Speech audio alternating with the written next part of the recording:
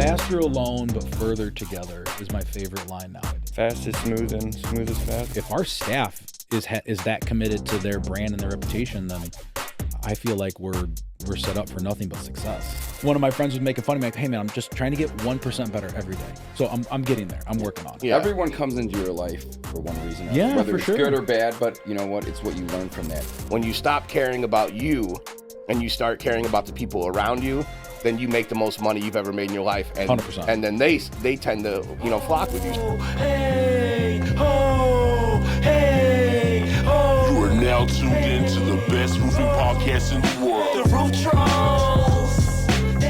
Here we go, here we go, here we go, yeah. Roof Trollz. Roof Trollz. Yeah, Roof Trollz. Yeah, we're yay. back. Pumped this week. We got an awesome guest here, Wade Tutt. Most people do know him in this industry, but if you don't know him, you're going to get to know him right now. Wade, how's it been? It's been good, brother. How you been? Excellent. Just doing our thing here at Romans. Got the podcast up and running. You were one of the guests that we wanted to get on here originally anyway. You were on our list when we first came up with the concept of the podcast, and we were like, what better time now? And you got some cool shit going on right now. I got a lot of shit going on right now. Yeah, so tell us about it. What's your background? Tell us about where it all started at, and then get us up here, because we met in 2017, so this has been quite a ride for you. I mean, 2017, I was already A PA. 18 years in the game at that point in time. Yeah. It's crazy. I tell people a little bit of my background, and Armalis has heard me tell this story, but like, construction's all I know, right? I thought for sure when I was in high school, I wanted to be a athletic trainer. Like, I wanted to be a guy on the football field. When the guy gets injured, I run out and put him in the air cast and send him on. That's what I wanted to do. And then I was like, college isn't for me. And then I was like, I'm gonna be a paramedic. And then I went and got my paramedic's license, and I found out how much paramedics make, and I'm like, well, that's not for me. And then I go, well, I'm gonna be a cop. And I tried that for a couple of years. I was a auxiliary sheriff's deputy back home, and then I'm like, no, that's not for me. But throughout all of that, I was always doing sales in the world of the construction industry. So in '99, I started working at Menards in Bradley, Illinois, and ended up becoming the assistant building materials manager there when I was 18, and then got recruited to run the contractor sales department at Lowe's in 2002. What does that look like, though? Like, what is that? I've never even heard of that title before. So, like, what did you do at Lowe's? My job was to just go and get contractors to start buying from the Lowe's from the Lowe's building materials section. Okay, so it's like an outside rep for like essentially, a supply yeah, where you're company. calling directly to contractors. Okay. And then had a small stint knocking doors, selling whole home water purification systems, which I felt like was a great, for all of us, that we all knock doors, right? We've all knocked doors in our career. It was a great learning lesson. And then spent a number of years then in material sales and distribution. And then in 2014, at the time, my biggest customer, he asked me to help him run and scale his company. He had this kind of $6 million a year company that could sell, but kind of operationally was wonky. We all know. This is all right after Lowe's. This is all fast forward to 2014. You were at Lowe's this whole time. No, I was he at was Lowe's at and then at the lumber industry, and then Allied from 07 to 14. So I was selling exclusively roofing products from 07 to 14 to contractors, inside sales, outside sales, and then I ran the Allied Building Products branch on 84th and the Dan Ryan. Okay. And then, in 14, decided to become the GM of a roofing company. We scaled that company, as you guys know, from roughly $6 million in sales, and then a couple of years later, almost 30. You don't want to give them a shout out at all, huh? And so then, in the middle of that, to Elijah's point or comment earlier, we had a super unique opportunity. I love telling this story. We had a super unique opportunity. As we all know, in Illinois, you can be a PA and a contractor, right? Yep. And we'd gotten our PA licenses because we wanted our name on the check. That was it, right? That's all at the early on in the game. That's all that mattered, That's right? pretty much what the majority of people get the PA for. It has nothing to do with battling the insurance companies. Right. Yeah. And so we got our names on the check because we were working in some areas where that second check disappeared often. So get your name on the check, right? And then I realized that if you educated yourself a little bit, you could better serve your clients and make the process a little easier. So started to get real heavy into public adjusting. And then in 2016, there was a law firm downtown, Childers Duffy at the time, who you had 3 powerhouse attorneys who kind of created first-party plaintiff work here in the Midwest that I got a masterful education from. I give a ton of credit for what I know because I went from being, a guy that knew construction pretty well to, a subject matter expert on large loss insurance claims in a matter of a couple of years because those guys at Childers Duffy, they opened up the books and they showed me everything. They really, really taught me the meat and potatoes of how to really be a real PA. And I'm not saying that I do have an opinion on real PAs and guys that just sign claims. No, it's important, man. And you're one of the few contractors out there that has been on that side of it. He obtained his public adjuster's license. He obtained his, I obtained mine. So I believe that that's something that we can brag about. That you can flex on people a little bit on that because we've seen both sides of it. Yeah. And that's how I met you. I took Dell's class when he was giving the classes for the public adjuster's license. Oh my God, that's right. Which is crazy because that class actually had a lot of people that are in this industry. Ryan Ward got his license then. Blake Thorne got his license then. I remember that. Heather got her license. And all of us took that class together. Angelo got his license, all of us did. So that class was crazy to think back. And then even realizing sometimes later when we talk to people, how many other people were in that class too, it's mind blowing. But Dell introduced you and you gave us the business card to the company you don't want to mention. But I still have that business card. So that's when I first met you. And then obviously later down the road, we ended up doing business together. But yeah, crazy, small world. Well, you might have been promoting something else then, because I believe that was when Mid-America would send people. No, I remember the business card was similar logo to ours. And Can we speak on that other company then? Whatever. The PA company, Paramount, because I would have figured that would have been. Paramount. That was the company. Yes, that was the company. Paramount Loss Consulting is my company. So you were with Paramount then. So the business card you gave me. I own Paramount. I still own Paramount to this day. We don't really operate much anymore. But yeah, so to kind of round that, and you're right, man. That was to think back at that point in time, and that really for me that was a humongous inflection point in my career because I invested a ton of time and money into becoming a subject matter expert, and then I kind of started to educating people and partnering with people like you guys, right, and learning a shitload. And so that worked really well. We worked a number of hurricanes: Harvey, Michael, Irma, Matthew, and I'm so glad I got the opportunity to work large loss insurance claims because it really gives you it gave me context because then when I went back to the world of residential, you look at things very differently. But anyway, to kind of round out this very long-winded story of my background, we then got involved in, we all got involved in one of the very first roll-ups in the industry. And I tell that story there's a lot of M&A that's going on in the roofing industry right now. And we were at the beginning of it. I sat at a call, not with the company that ended up acquiring us, but another company who's now a $650 million a year company owned by one of the largest private equity groups in the world. Wow. We had a call with that company back in 2018.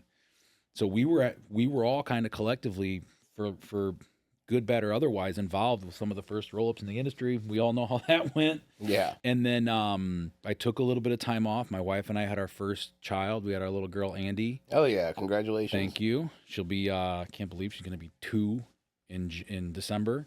But then I got an amazing opportunity to do, I think, one of the coolest jobs in the industry was being a strategic account manager at GAF. This is the part that's crazy to me. So, You jump from the knowledge of the construction aspects of it. You have that, and you're in the thick of things. You're through the PA. You're through the contractor aspect of it, and now you get to see the third world, which is a lot of us aren't privy to that. Angelo's actually one of the few people that we work with that actually got to see that other side and outside sales. And right now, one of the new reps we got, which is one of our top guys, actually, he was an outside rep for ABC as well. So both of them come from ABC. But you going to the manufacturer. That's a whole new ball game in itself. It was super unexpected, right? It was a casual conversation I was having with a VP at GAF about, what I was maybe going to do with my career. And that morphed into getting a job offer that I never thought, so I worked in distribution, right? I worked for Allied, right? In the lumber industry. Then I went to be a contractor and then a PA. So I'd kind of done 2 of the 3 sides of our industry. And then when the GAF thing came around, part of it was great opportunity, awesome company, great role for me, but I definitely wanted to kind of see what was behind the curtain on that side. For sure. That would be my number one thing. Like, I'm sure it paid well. And honestly, when we were told that you were doing that, and I saw it on LinkedIn and all that stuff, I was like, is there a better role for Wade? I honestly got, like, all of us made jokes about that. Like, every time we see it, they're like, oh, Wade's got that credit card. He's got that GAF card now. He's out there, all jokes aside, though, but, like, you're the guy for that role. Like, you are. If I envisioned you in anything outside of this, that would probably be some type of role like that. Like, Phil Townsend, I know you guys know good relationship there. Yeah, same thing with him. Like, you're just made for that role, dude. Like, that's what you're supposed to do. I was super humbled to get that offer because, at a company like GAF, to be offered a role like that at GAF. So in GAF, there's I don't even know how many thousands of employees, I want to say, and forgive me, I want to say 5,000 or 6,000, something like that. And there's 6 people that are strategic account managers, different verticals, different silos of the business they serve. And so when I got that offer, I was super humbled to get picked, right? Because our industry's so big and there's a lot of qualified people. And man, people have opinions, but I'll die on this hill that GAF is an awesome company. They treat their people like gold. And I really learned that last little bit of knowledge that I didn't have in the industry. I got a master class in from a handful of really, really, really, really smart people that have a lot of influence in the industry. So that was, and to be honest with you, it was not, I thought that was it. Like, I was going to be there for a super long time, right? That was going to be, because like you said, like it felt like a natural fit for me. Yeah, it looked like it from the outside. It felt like a very natural fit, and I felt very appreciated, and they took good care of me. But man, I had a once in 5 lifetime opportunity get presented to me, and I couldn't, for my family, I couldn't not take it. Yeah. So so life changed a ton. Yeah, and 2 months ago. Yes. So when we first started this whole thing, we were like, we got to get Wade on here. He'd be a good person to talk to. Obviously, we have the relationships. We've worked together in the past. We just been through a whole bunch. And honestly, like I said earlier, you have been through like a roller coaster, man. I don't know many people that honestly have done more than you have in the last year. Like it's been crazy watching, like you've moved around a lot, and now you're in a position where you're back in this. So then I guess the question is, like, is it the dog in you? Like, what made you want to get back into this? Because there has to be something outside. I know you were happy at GAF. I know you were comfortable at GAF. Yeah. So what is it that ate at you to get you out of that? So there is part of that, right? So it's a different world. So you guys have all been on the side of entrepreneur or small business operator for a long time now, right? It's the best. Man, I gave an example to somebody a couple of weeks ago that I missed the lightning, and now my hand's back on the lightning bolt. And that surge of, you work your ass off in manufacturing, because there's things that you have to think and worry about that are so macro when you work for a company like GAF that, and don't take this any offense, like you guys aren't even thinking about, right? There's so many factors that go into it, but it's such a huge organization that you can work your ass off and do everything you can to make a difference, but it's a multi-billion-dollar organization. So sometimes you feel like you've worked your ass off and you've not made a change or an influence. When you're used to being an entrepreneur or a small business operator, your decisions, you can see them happen. And so part of me did miss that. Right there, part of me did miss that a little bit. And then when the opportunity for Conrad came, and it was like, I get to hold on to that lightning bolt again. Like, that was definitely part of it. I think the other thing was the opportunity. When I got offered to be, the partner and CEO at Conrad, it was such an amazing company with such a storied history.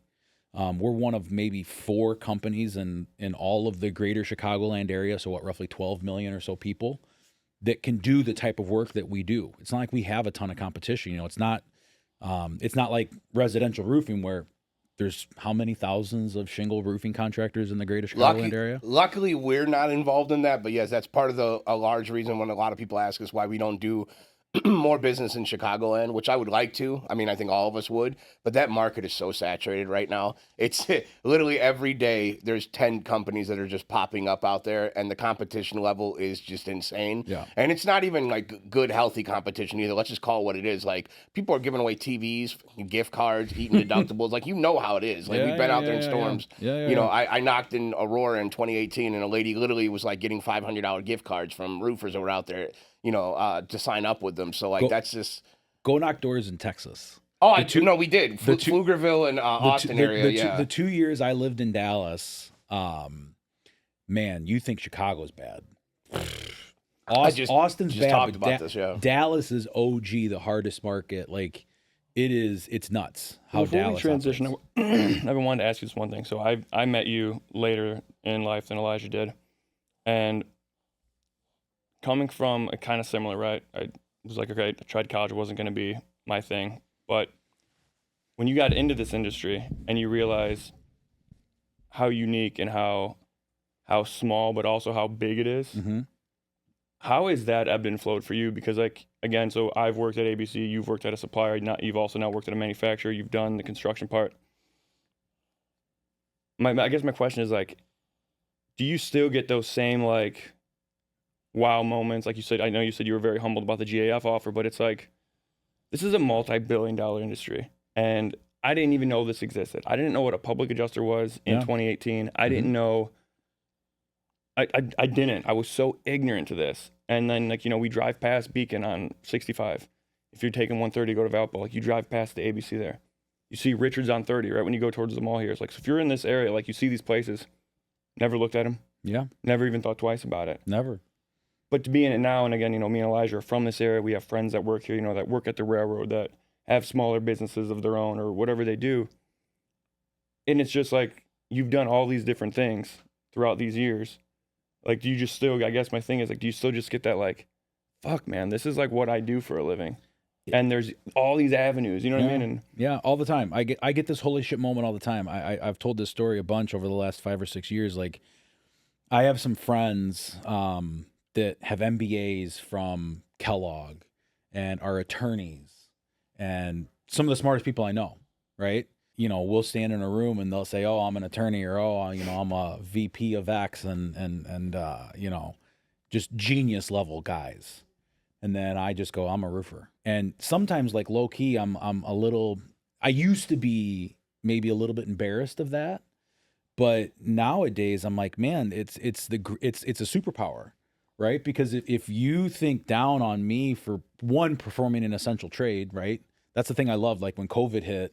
And we went through it firsthand, right? We all were kind of our hands were in the mud when COVID hit, and you know, we were identified as essential. But, like, you know, the other side of it is that the opportunities, right? Last night I was talking with an investor, and he was telling me how this guy is runs a family office involved in the world of private equity, and he's telling me how he loves to, like, help business owners, like, realize what their business could be.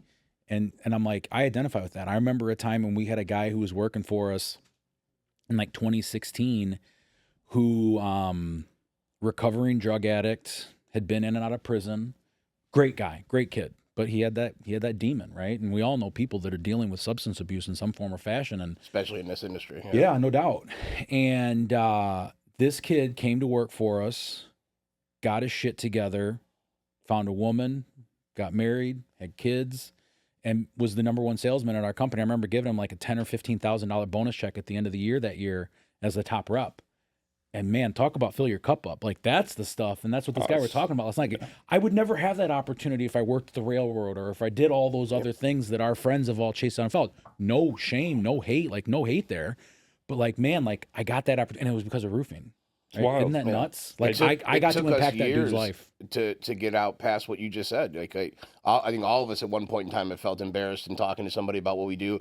I know I did my first 2 years in this, even despite the money we were making. It's just like, you know, for some reason we've been programmed from the beginning to believe that the degree and all that stuff is what's important. And then it takes a long time for you to, like, people don't understand how that eats away at people, man. It does. It eats your insides. And then, once you come to terms with it, it's like, well, it's all about risk and reward, and that's like what entrepreneurs do. So everybody that I know, 90% of the people I know, they jump off a cliff with their parachutes on. Entrepreneurs, they jump off the cliff and they build the parachute on the way down. Like that's just the It's a difference great of way it. to put it. Yeah. So I'm looking for a high reward for the hours that I put in, and my mindset's focused more on like what I can do for myself as opposed to some of the mindsets that other people have with that. But yeah, I don't get embarrassed anymore to speak about what I do. I'm actually really proud of it for what Same. you alluded to, like turning people's lives around here. That's what we do. Like I say, Roman's Roofing like builds people up, and then we just do roofing and siding on the side. Like that's literally how we feel about It's a great it. way to put it, man. Yeah, we have a lot of guys here that are making money that they've never made in their lifetimes, and they probably will never make again if they leave the industry. But while they're here, we're going to reward them because they hustle and they work really hard to do this and genuinely care about our clients. So like when you care, Yeah, for sure. But kind of back to your question, there are guys, now that I'm 20 plus years into the industry, there are younger guys that I see. There's there's a new manufacturer's rep that's calling on our office, young kid, just kind of new to the business. And I said to him, I go, congratulations, welcome. And he kind of looks at me laughing, and I go, you're here. You're never leaving. And he goes, what do you mean I'm never leaving? He's mid-20s. I go, once you're in roofing, that's it. you're not leaving, Mm-hmm. right? You're not leaving. It's fun. The opportunity's amazing. The income's amazing. The people are amazing. No, it's great. Like, good luck doing this, making the kind of opportunities that, money, success, growth. Like, it's such a huge space. Well, Like, you said, one of you said, and I'm sorry, I don't remember which one of you just said it, but like how it fills your cup. yeah, I think people that don't do this every day don't realize, like, from a customer aspect. And again, we're just people like you put on roofs, you fix their siding. Yeah, but like, so like with us, a lot of our market is predominantly like storm restoration. You don't know, because again, people look at the roofer or the guy at the railroad, whatever, as this blue collar job. It's like, in our industry, we get to help people in a way that they sometimes maybe couldn't afford, or like, again, and I've said it before, to have somebody cry and hug you and say like, I prayed for this. yeah. Like, you don't I don't think people always realize that. Yeah, it's cool, and I'll say that too. Like, I'm not as embarrassed as I was because my wife has an advanced degree. I've been to these cool Christmas parties in downtown Chicago, and most of their spouses have advanced degrees. Yeah. And I get academically dismissed from college. Yeah. And and now at this point though, I get to say, yeah, I'm part of. Because what I said, I'm part owner of a roofing company, and they kind of look Yeah. and they're like, oh, you own it? I'm like, yeah, I do, with one of my best friends. Yeah. And that's cool to say, but that's just like what I do. Like, the other part of it is like, dude, when people call in and they just say thank you. Oh, And, it's it's the like, best. It's that still gives me, like, to this right now I get like emotional, Yeah, like yeah. the chills Yeah, about it. yeah. Cause like, that's so fucking cool. Yeah, it's the best. Like, that's the coolest thing about this is like Yeah. people don't get that. They don't get that when you worked at, Outlet, or I worked at ABC, and we might be helping a new guy that's, the honey-do list guy. That's a small business guy. But then you see him 5 years from now and he's got a few people under him, like, hey man, thanks for giving me that, small account. well, that's It part of helped that. me grow, and what I Yeah. mean? Like, it's just, it's so different, I think, than just the perception out there of like, what we do, and there's just so much more to it. And I think it's also part of that comment I made earlier about like holding the lightning bolt, right? Like, sometimes people think holding the lightning bolt is operating a small business, right? Making sure you can pay your bills, making sure your people are taken care of, making sure you're doing the work. Yes, all that's important. But you're also closer to the end user, right? Mhm. Like, that's part of the thing that maybe you miss when you're working for a big distributor or manufacturer. You're so far removed from that person that you're seeing there.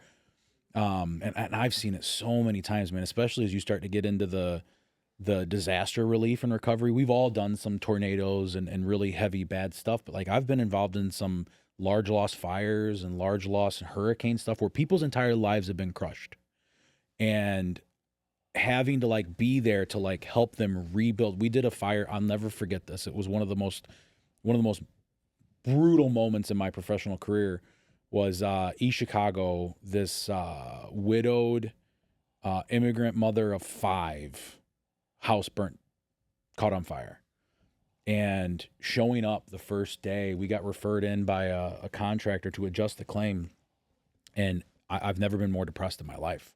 And you guys know me, like, I don't get bummed. Like, I'm a pretty happy-go-lucky dude. And the first like month or so I was involved there, it was brutal. But then at the end, her property gets restored. We get to, the contractor gets to give her back the keys, and her entire outlook on life goes from, oh my God, my world's ending, to a year later, oh my God, thank you. And she's like hugging you, like crying. So I think that's the other part of the whole holding on to the lightning bolt is, being an operator's exciting because, you're the one that has to make it work. But then it's the other side of it too. It's way more fulfilling because you're closer to the end user. Oh, Yeah.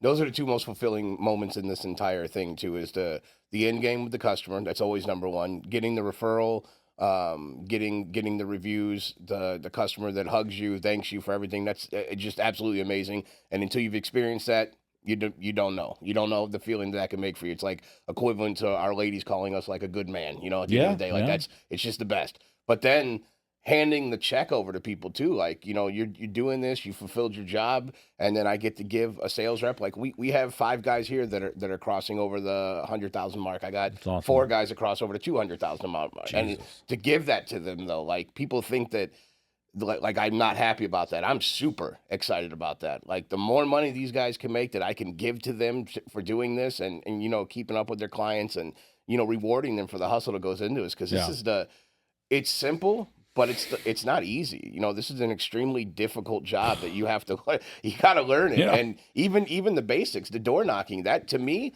that's still, and I'm an owner, it's still the hardest part of this industry 100%. because think about it. That person's eating dinner, watching TV, has no idea who you are. You knock on their door, they put their food down, they come to the door, and then in 20 minutes to 45 minutes, maybe an hour, you're sitting down with them to sign up, to get them a new roof and siding, and they had no idea who the hell you were. Dude, I have to tell this story. So this summer, I was working from home, right? And we have a 3-season screened-in porch off the back of the house. And so for those like 5 or so weeks that it's beautiful out, it's 75, 80 degrees, and you got the nice breeze, like I would set my laptop up there and I would work out there all day long. And we've got a Ring camera, so I would get a notification when someone would approach the door. And we live in a neighborhood that's like 65 or 70 houses. It was originally built to be a senior living community, and then they couldn't sell it, so they opened it up. But of the 65 or 70 houses, like 55 or 60 of the houses are like 65 plus. Like they're old. It's an older community. So our neighborhood's super quiet. I love it. It's like super, super quiet. And so we don't get a lot of like, you got the retirees walking, but you don't get like, nobody comes and knocks our neighborhood. Like you just don't get it because we're kind of tucked back. This is what, end of July, this pest control guy, I hope you see this because I just friended you on Facebook. So I'm going to tell this story a little bit. This guy's name is Sam. He knocks my door, and we're professionally trained, direct to consumer salespeople, right? I've knocked, I can't even tell you how many doors, right? Between the 4 of us, we've knocked thousands and thousands of doors, thousands and thousands. Yeah. And so unlike most consumers, when I see a person knock my door, give it to me. I want to hear you. And if you're good, I'm going to make your ass earn it, right? I want to see how good you are. And so we'd already signed up with a pest control company the previous summer, this tall, good-looking guy that my wife had let into the house. This guy's like 6'4", so kind of like you, tall, good-looking. Wow. And I know. I'm trying to make him feel better because we're on camera. Well, he doesn't need any more information. But But so my wife had already signed up with this one company, and then this kid comes knocking on my door, and I'm trying to cut him off and dismiss him every time, and he's redirecting me. He is using every single skillful trick in the book, but he's using it masterfully. And I'm like, oh my God, like in the back of my head, I'm like, this guy's awesome. This guy's awesome. But I don't want to tell him. And so like 3 minutes in, I'm like, he's got the sale. So he does his whole dog and pony, and I go, hey man, listen, you got time? Are you in a rush? He goes, no, I got like 45 minutes. I go, come on in the back. And so he sits down in the back, and I just start interviewing him. Where are you from? How did you learn this? Mormon. So he, knocking doors is part of his DNA. Yeah. Sam Taggart, that's like his whole background. Right. Yeah. He actually he took Sam's courses. He knows Sam. Okay. But I'm just like, dude, you're awesome. And you know what's nuts is I think he's like 23 or 24, and he told me how much he was making. And I don't want to say it on camera, but I'll tell you guys after we get done. But he told me how much he was making and how many months of the year he works. And I'm just like, and I've got a bunch of younger brothers, right? I'm the second oldest of 7 boys. And I got these 4 younger brothers of mine who, you know, if you guys see this, I love you, but half the time you guys are idiots. And I tell them all the time, like, go do direct-to-consumer sales. I don't care if you work for me knocking doors selling roofing or pest control or whatever. Your confidence is through the roof. You can sell anything, and holy shit, if you sell pest control. Bro, so we went to Door Con last year in January, and the kid that, that I tell this story to everybody. There's 2 things. One, do you know they make 50% commission? Yeah. Insane. Yeah. So we're at Door Con, and they got this 17-year-old kid, still a senior in high school, 17 years old. And he's up on the stage getting his gold door knocker for the pest control industry. Sold like $3 million in pest control. Jeez. And we're like, man, this is incredible. You know, like, great job. You know, how much do you make off that? Sam's got him up on the center stage. He was like literally like one of the main people up there. Dude, $340,000 was his W-2, and he was 17. 340 grand at That's 17. Awesome. We saw him after, like, dude, don't ever stop put your money away and don't ever stop doing this. Like, if I ever stop roofing, I'm going to pest control. Like, I'll ride a Segway around a neighborhood and knock some doors for 50% commission. I don't even give a shit what I'm selling at that point. Right. I'll sell doors door to door. I don't care, but like 50% commission, sign me up. Well, and it was funny. So I recently joined, I recently became a partner at the Roof Collab, this thing that a couple of people that we know had already started. And as soon as that idea came into my head, I immediately was like, I shot him a message. I was like, Sam, hey, I'm creating a virtual online course on how to knock doors, how to close direct consumer sales. Will you come be a coach for me? Like, because what you do, like, I think I'm a pretty good salesperson. I think I'm a pretty good teacher, but I mean, that kid's a master at it. Like, there's no way I can convey to the people what this kid at 24, I was just so blown away. And when you see a master at their craft, you're just like kind of starry-eyed watching them sell. And I'm like, man. Yeah, because it starts flashing through your head. So they're not in your mindset, but you're like looking like, dude, you have no idea. Yeah. And it's good that you told them that, though, because there's a lot of talented door knockers that go through this industry that don't get the appreciation that they deserve. Sure. They don't get the recognition that they deserve. And then what ends up happening is that talent that they have that comes so natural to them, they lose it. They lose the fire inside because nobody's telling them how talented they are and how good they are at doing this. But like, there's a reason why it's so hard.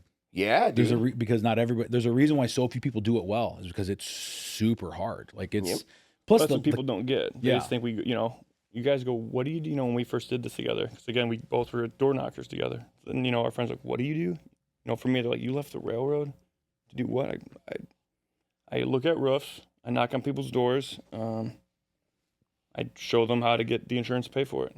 And they're like, huh? And I'm like, they're like, seriously? And it's like, yeah. You want to try it? And they're like, oh, I don't like talking to people. Okay, well, it's fair. You want to get on a roof? Nope, I don't really like heights. It's not easy to walk on roofs either. Yeah. I mean, I still, again, the moments of like, yeah, it's not what people think it is. And it's not. Yeah, it's awesome. When I first started too, they're like, here, you can talk to people every day. You get out in the open. You get to drive around with your boys, and then you get to argue with insurance adjusters, basically argue for a living over damages. And I'm like, hold on a second. So I'm going to talk to people, hang out with my boys, and argue. Where's the contract at? Yeah, where's the contract at? Let's go, baby. Yeah. Well, even if I'm not right, I'm still going to argue. Arguing with the PAs. That was what. So I thought that's what I was going to do when I got into this. I was like super passionate about it because at some point in my life, I thought I wanted to be an attorney. And so I was like, what do I like doing? I like proving a point. Yeah. But I like to and I know I swear a lot, but I like to motherfuck you with a smile and facts. And so being a PA, for people that don't know, that's what you get to do, right? If you're on an insurance claim and you're doing that, like, you're trying to just prove a point, to tell a story, make an argument. You're kind of like being an attorney for your homeowner. And again, we all know that's the analogy everybody uses, but when you get to do it, and then like, especially when you get to a second adjustment or an engineer comes out, and now you're fighting it over emails and literally just documentation, I'll be honest, and I'm not trying to be too vulgar, but like, you get some juices flowing. That's one of my favorite parts about this industry. I know we don't get to do that, really anymore, but fuck, dude, there's no greater feeling than someone telling you no, you're wrong, and then you just be like, okay. I had an interaction recently. I had somebody not very happy with how I did something. Go figure, right? rather direct, and my intention was completely pure. But I've learned as I've gotten a little bit older, like when we first like all got to know each other, I was a straight up asshole. Like I had no tact. It was just, Well, you drove a Tesla. yeah, well, yeah, you know, exactly. Yeah. Like bully straightforward, right? Like that's how I used to operate.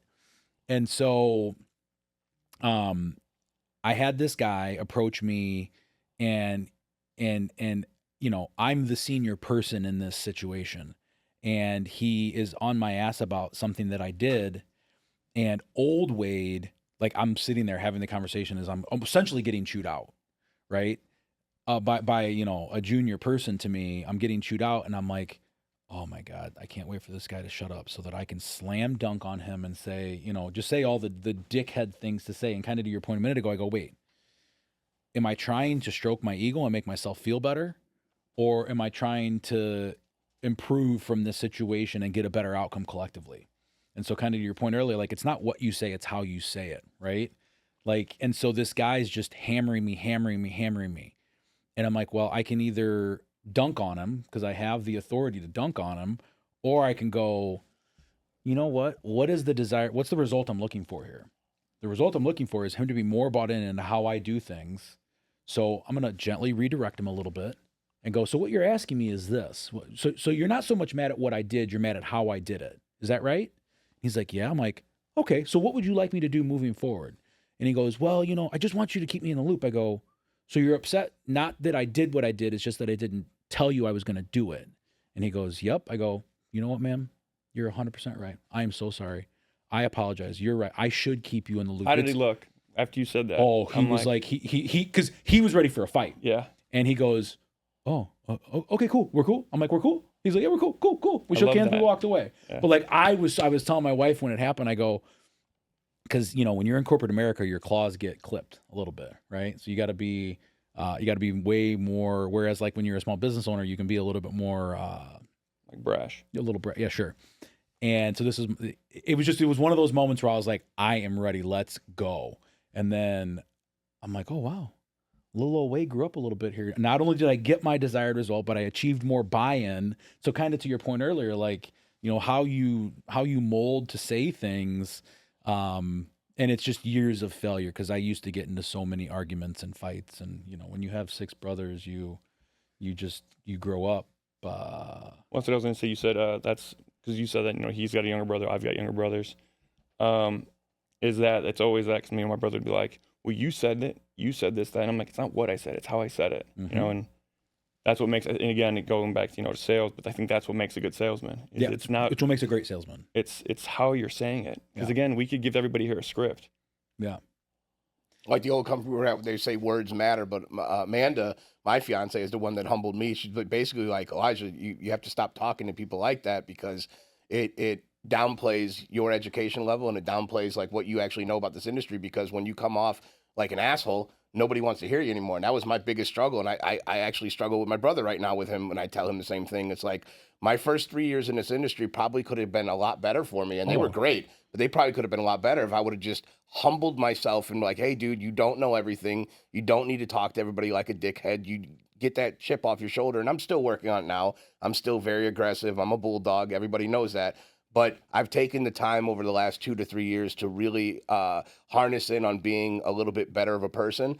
And then that thing that everybody says, which I thought was completely made up, and I bring this up all the time, is when you stop caring about you and you start caring about the people around you, then you make the most money you've ever made in your life. And 100%. And then they tend to, you know, flock with you. So I've had guys in an industry where 2 years is like the average time spent with somebody. I got guys that have been with me for 6 years.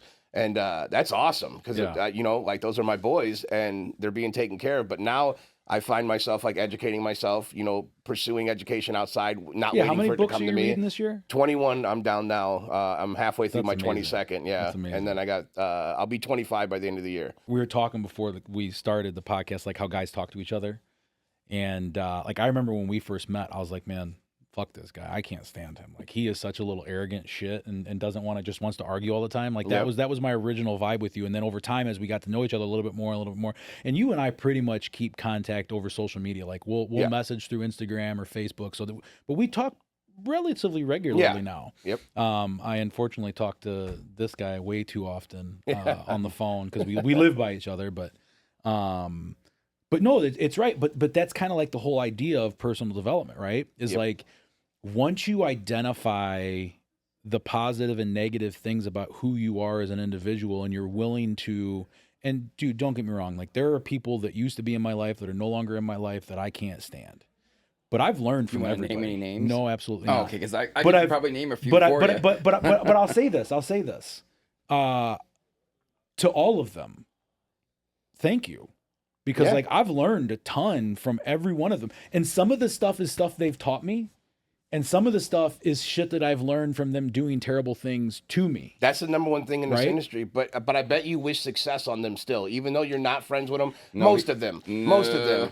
The way We'll I see. look at it is maybe like, I'm yeah. getting there. I'm getting there. I'm still growing. I said this morning on my group there with all my buddies, one of my friends was making fun of me like, "Hey man, I'm just trying to get 1% better every day." So I'm getting there. I'm working on it. Yeah. Everyone comes into your life for one reason or another, Yeah, whether for it's sure. good or bad, but you know what? It's what you learn from that. So wait, I do want to fast forward here 5 years for the future because you've been around, you've seen a lot and everything. Where do you see Wade Tutt and Conrad Roofing in 5 years from now? Yeah, so we kind of stopped our conversation there. So let me give context real quick. So Conrad, I got an opportunity with my good friend Bogdan to take over Conrad. He had something else come up in his life. He had to move away, and Conrad's been in business for 77 years. How many roofing companies do you know that have been in business for 77 years? One, Conrad Roofing. There you go, bang, right? And so not only has Conrad been around for forever, but we do the highest end specialty architectural tile, sheet metal, copper. I just went out on North Avenue in Chicago. We just finished a 2.5-story custom copper bay with a 25-inch tall custom cornice. One humongous piece, and it's shiny, like bright copper still today. And I drove out there by myself, and I'm just like, holy shit, we did that. I called Sebastian, the guy that runs all of our crews. I go, hey man, how the hell did I'm the CEO of this company, and I'm like, how the hell did we do that? And he like explains to me how we fab stuff in shop, and we went to the site, and there's guys sitting on their backs soldering pieces of copper together, like, so anyway, so. To your question, I got to take over this amazing brand that does zero sales. We have 0 full-time salespeople, right? We spend almost no money on marketing. Our phones ring all day long. It's nuts. Like I'm literally in my office, and there's 3 guys out there in the front on the phone, and then the phone's ringing. Conrad Roofing, this is Wade. Oh yeah, I need you to come out and give me an estimate. How many times in all the years combined here, we have 50 years of operating roofing companies roughly? And how many times does the phone just ring all day long? And that's what Conrad's built, right? And so when this opportunity came to grow this just amazing brand, I'm like, I don't know. So to your question, man, I think my goal with Conrad's very simple. Bogdan has built an amazing brand, but Bogdan also knows what he's great at and what he's not great at. Much like me, like I could never have built what he built ever in a million years, but I know how to build sales teams. I know how to create marketing. Like I know how to do that. And so the goal for Conrad is pretty simple. We want to invest more into what we're masters at, which is that high end stuff, right? So we're investing into. I want to find a couple of coppersmiths. Like I want to find some more craftsmen, and I want to spend more growing our reach. There's a couple of competitors in the space who are kicking our butts just because they realize sales and marketing are important. So I'm going to focus a lot on that. But the other side of it too is that when it comes to the residential side of the business, right? So I live in, you know where Winfield's at?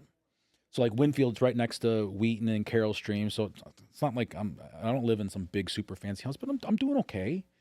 And I think if I wasn't in the industry, I wouldn't want to hire the cheapest guy. Like whoever wants to hire the cheapest contractor, right? Yeah. Most people don't want to hire the cheapest. They want to hire the best, but people can't afford the best, right? Generally speaking, or they don't want to pay for the best. And I think the way Conrad's set up is that we're perfectly positioned where as we open up this residential focused business, you're going to get the same quality of craftsmanship and attention to detail, and I call it give a shit. But you're going to get it at a relatively are we more expensive than Chuck in the Truck?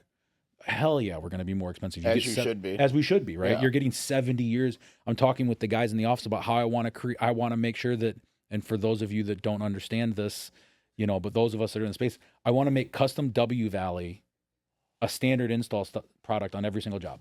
That's cool.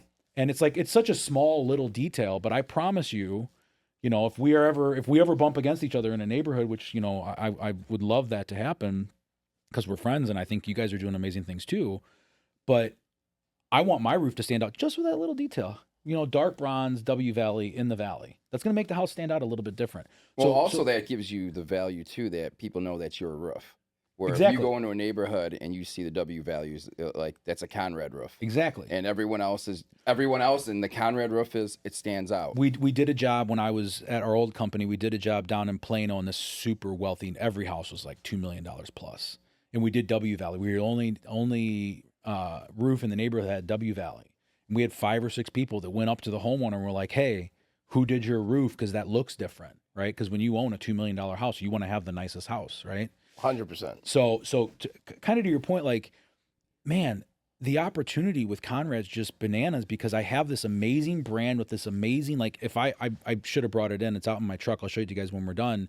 But just this flip book of all the amazing jobs that we've done. So as I build this residential sales team out, I'm going to give these guys, they're going to go in the home and say, "Hey, here's who we are. Here's the story of Conrad Roofing. We started in 1947 doing da da da da da da." Do you have the big name job that we did in your book? That was kind of. Do you know what's funny? Can we mention that name? Or? No, we can't mention that name. Okay. But I'll talk about, I'll say this. There's a handful of living presidents alive, or there's a handful of living presidents out there, and I've been lucky enough with Conrad to roof one of their houses. I'll just leave it at that. But you know what's funny is I was telling Barb, Bogdan's wife, who she's our head account. I don't know, whatever. Barb, we got to pick out a title for you, but she runs the books. She runs the finances. And I said, I mentioned that job, and she goes, "Wade, that job's nice, but that job ain't shit compared to the other roofs that we do." And then she pulls out this book, and I'm just like, oh my God. Like, to us, that's the nicest job I've ever seen. But to Conrad, that job is basic. It's a regular roof. It's not anything special. And so, I got kind of to your question, Mike, as usual, I got long-winded, is I see building this into a powerhouse of a brand because we can deliver a slightly premium product at a slightly premium price, but have it backed by a brand that has been nothing but excellence for 70, almost 80 years.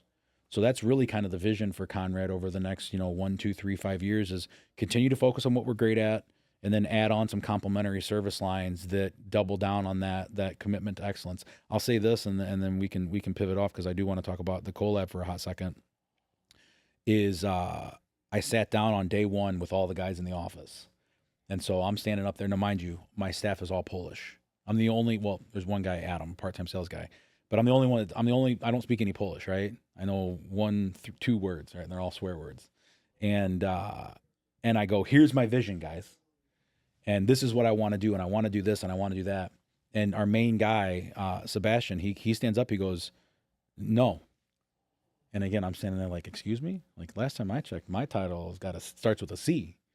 But then he goes, "No." He goes, "Because we've built this brand and we do the best roofs, the highest quality work, and you're not going to bring in some scabs to do some shitty work. That's not going to be our brand." And I'm like, shit, like they care about the level of quality so much that they're not going to allow their boss, right, the guy who's been given the reins to grow this business, to ruin what they've built for the last 30 years. And to me, that sings more to what this company's going to become, because like if our staff is that committed to their brand and their reputation, then I feel like we're set up for nothing but success. That's the shit, man.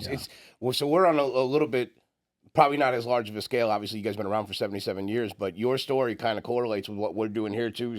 We came into this whole shell concept at Romans, and it was a company that had good presence online, a little bit of a market share.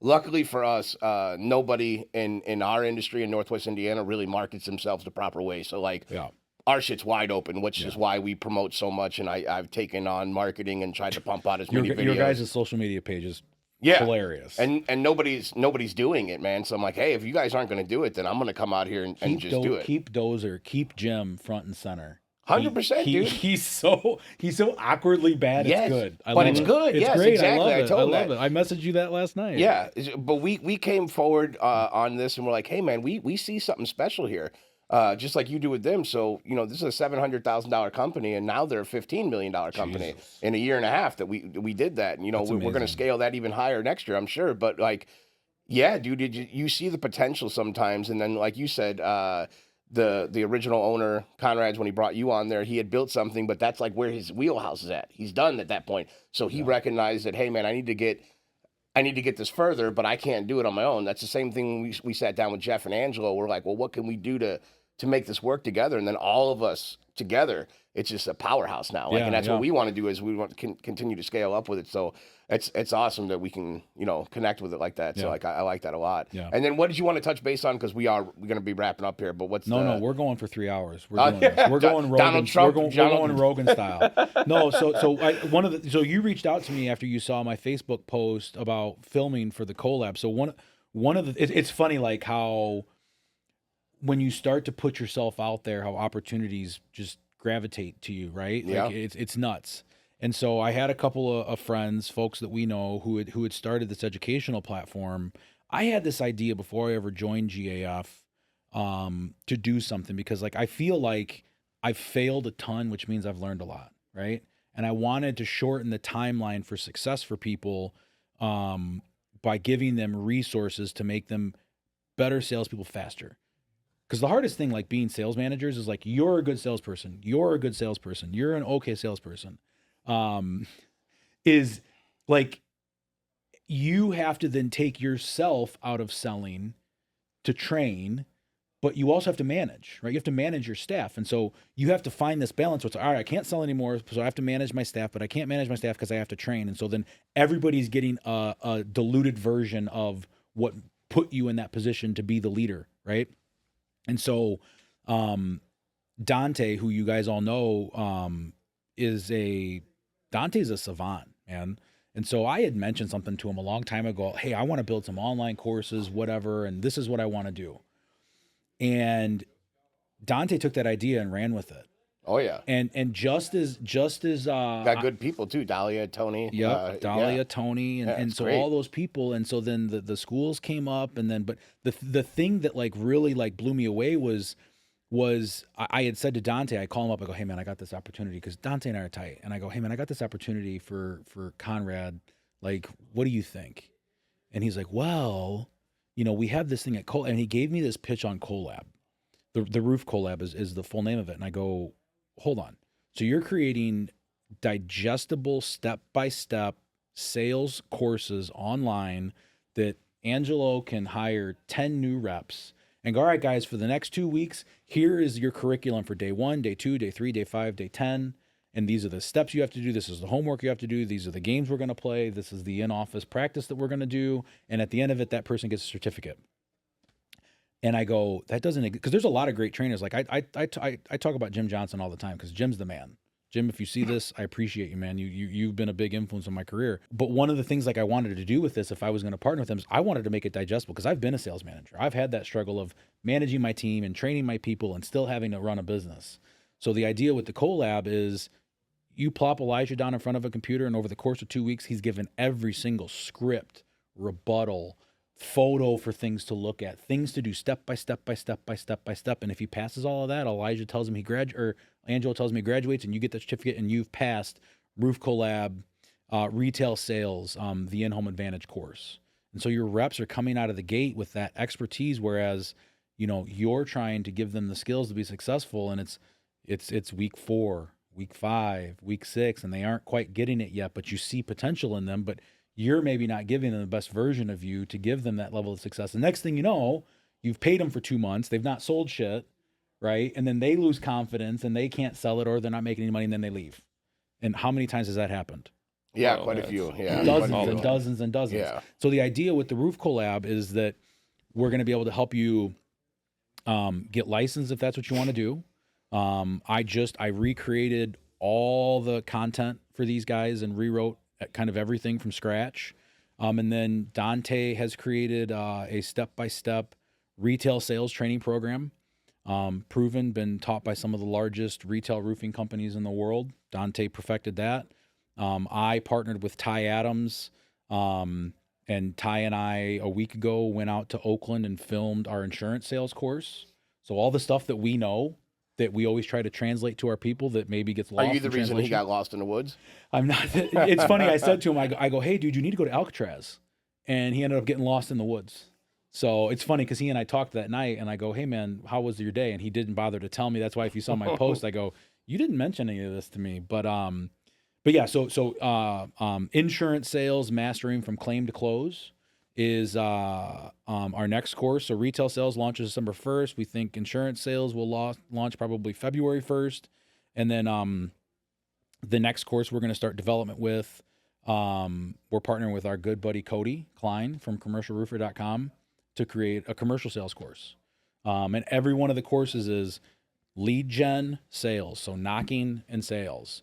For the commercial course, it's going to be lead gen marketing, what Cody's doing through Commercial Roofer, and then how to close a commercial roof deal. So we're going to continue to build content. Our idea after that is then operations and then finance. So we'll get our good buddy Corey to, help roofing contractors.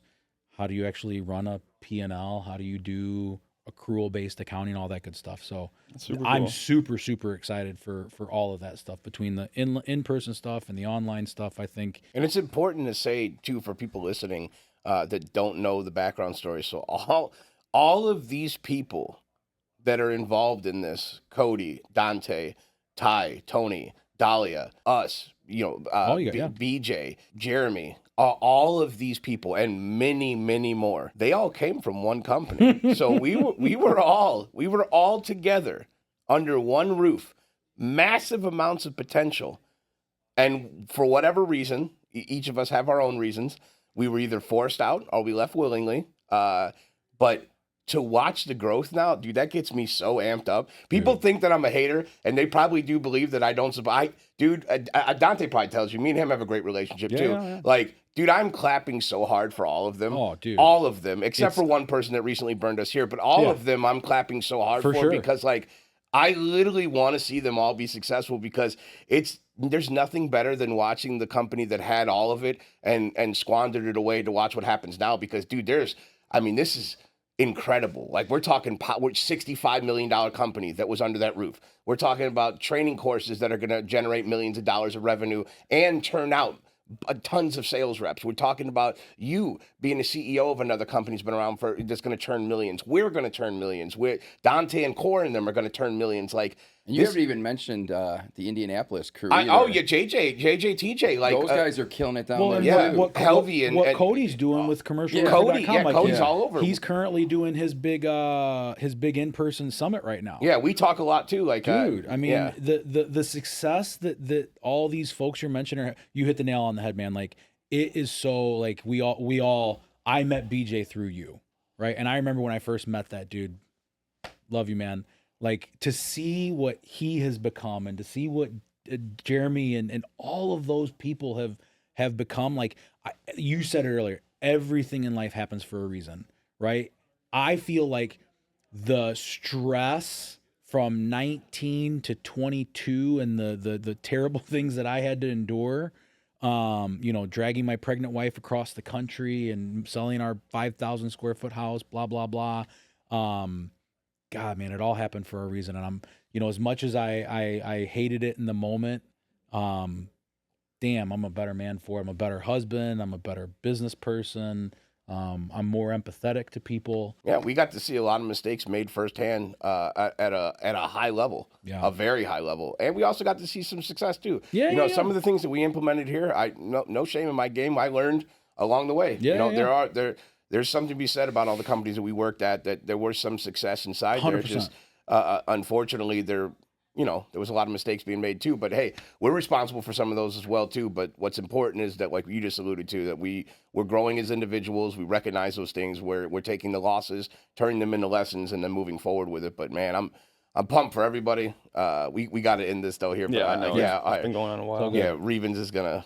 She's We gonna just, kill just us. cut our mics in the middle of this. But no, it's dude, it was a pleasure having you here. Yeah, It's thanks awesome for to having talk. me. I think it's so cool. Again, just the quick point of what you just said. You know, everyone was under one roof. A lot of people have been even at other places under one roof. And the one thing we do here at Romans is we're big on the why. We're big on actually getting feedback from the people here. And like you guys just said, you literally just named 4 different companies, 5 different companies. They all were together at one point. Read the room. Yeah. Talk to your employees. Yeah. You know, Yeah, there's so much yeah. more like-mindedness that I think for, like, again, like people like us, that we realize, you know, because me and him and the people in North Indiana, you know, I met you at a baseball game because of Mid-America, where I That's worked right. at. We kicked your guys' ass that day. And you didn't even talk. That's why I thought you were a douchebag. I was like, you were in his Tesla and you wouldn't even talk to me. And I'm like, man, I heard so much about this guy. He's supposed to be like, he knows a lot. You know, Angelo, he's someone you should talk to. That's literally what they tell me. He's someone you should try to talk to and listen to. Hey, what's up, dude? You're Wade, right? Fucking walk right back. Yeah. All right, You were my competitor. Literally at the like, all time. right, well, fuck you too. And then Hey, I man, I'm a find better- out that I'm going to be working with you in a couple years. I'm a after that. better person now. I used to be so violent with my competition, but anyway. But no, man, it's, you know, to anyone that maybe is listening or whatever, if you own a company or you're a manager, like, dude, listen to your team, listen to the people around you. There's so much more like-mindedness that you don't realize is right there. And we're fucking living proof of it. You know? Faster alone, but further together is my favorite line nowadays. No, what's my favorite line? You guys will say it because I would say it wrong, but fast is smooth and smooth is fast. Well, how does it Slow go? is smooth and smooth is fast. I hate saying it, man, but I fucking love it. Well, it can't be your favorite line if you don't even know how it goes. I know, but when you guys say it, I just like it. I'm like, that's the fucking... I'll never All right. memorize it. Well, we got to cut it off, boys. Awesome. I'm sure this is one of many times that we'll have you on Yeah, here. I'm looking forward to We it. need to get Dante on here. That's what I'm hearing. Good now. luck. Say. Good He's got- luck. yeah, he's got Good that luck. whole thing going. We need to get him on here. Good luck. He is not a fan of social media or Nope, not any at of all. that stuff. I know but- he's not, but him and Dahlia would probably be great to have on here Oh my together to talk God. about Well, everything. I do know how we can Yeah. get Dante on here because I talked to him last week, and the way we can get him on here, we're gonna have to debate LeBron and Jordan. Oh, That's how we do it. he'll die on that hill. He will come here and debate He will die that on that hill. subject. You're right. That would probably be the only subject, but he will die on that hill. He will die on that hill. For Yeah, sure. well, maybe we're we gonna just- kill him on that hill. Maybe we for just sure. tell him that's what we're gonna do on here, and then do Okey it. doke him. And then Yeah. we say, oh, so hey man, what's this Yeah. class you guys are working on here? Yeah. What do you guys? What you We're and Tony? kinda- Because kinda Tony giving and away Ty our are gonna be secret on right here now. That's all right. We got He doesn't have social media, so he won't see this. Don't worry. Probably true. Yeah, Tony he and won't see Ty it. don't know it yet, but they're going to be on here. We're going to grab No, they both of already them to know be. it. Do they? Yeah, Okay, they so said both of them are going to be on here. We do have some fun guests coming. We got both of them coming. Becca Switzer, we're going to get her on here. Deshaun, we're going to get on here. Nice. We're going to get Scenic on here. I hope. We got him coming out here for a course. You got Hollywood coming out here? Yeah. So both of them are coming out here for a course for the kickoff. That's what we do every year. So we kick it off. So we're going to have Scenic and Deshaun the same week here upstairs when that's done and remodeled. So I'll tell you what, when you guys get Ty on here, slow him down and really pick that. I've gotten to spend a lot of time with him over the last month. And, man, the way that guy thinks about how businesses operate and how people operate dude, him and Tony both. together. Yeah, Yeah, for sure. dude. We talked to Tony for like an hour at RoofCon just standing there, and I wish it would have went on longer. Yeah, We I'm picked their lucky. brains anyway. Like Ty, we communicate with them. We have a good relationship too. We went to dinner last year in Utah at Door to Door Con, and then full disclosure, me and Mike sat with them before we did this whole Romans thing to try to see because I know they wanted to get into this market. Our philosophies didn't align at that time, but we believe in everything that they're doing, and I would never go against anything that those guys had as far as like a view on business, because both of them are far more successful than I can even fathom in my mind. You know, I'm lucky to call Tony a partner. He's Yeah. a business partner, so he's such an amazing resource. they're great guys, and they're great people. Good father, good people. They care about their people. They care about their business, and they're doing things right. So that's somebody to definitely take notes from. It's a $65 million company. That doesn't happen by mistake, guys. No, So yeah, doesn't. 100%. But all right, man. Cool. We loved Thanks, having guys. you, and Appreciate y'all. yeah, see you guys later.